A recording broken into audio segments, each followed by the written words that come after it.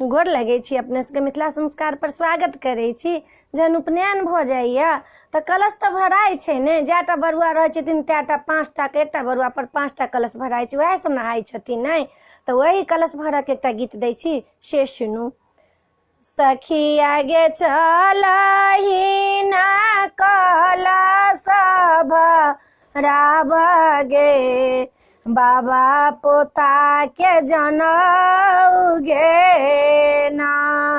सखी आगे चलही न कलश भराब गे, बाबा पोता के जनऊ गे ना।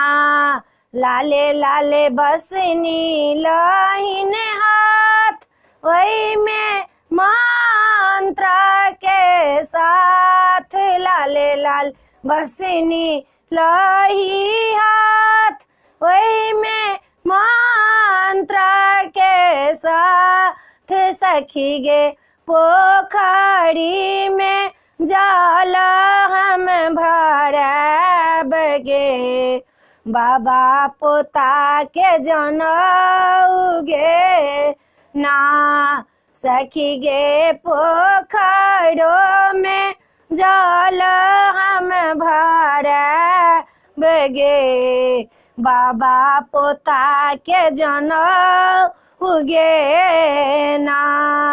भसनी भरी क लही डाँड़, अबहिन घोड़ा में आई। बसनी भरी क लही डाँड़, अबहिन घोड़ा में आई। सखी गे मरबा कात में कलश धारत गे, बाबा पोता के जनऊ गे ना।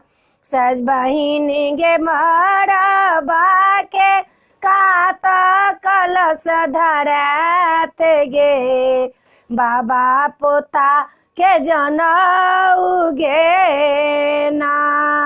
सखी गे कलश भर चलही पोखरी गे, बाबा पोता के जनऊ गे ना। वीडियो में यह छल, कलश भर के भरा कब तखन नहाई छथिन बरुआ सब। कलश भर के गीत छल। अपने सबके नीक लागत तऽ चैनल के सब्सक्राइब कोनो नहीं बिसरबै, जरूर सब्सक्राइब करबै, जरूर लाइक करबै। जय मिथिला, जय माता जी।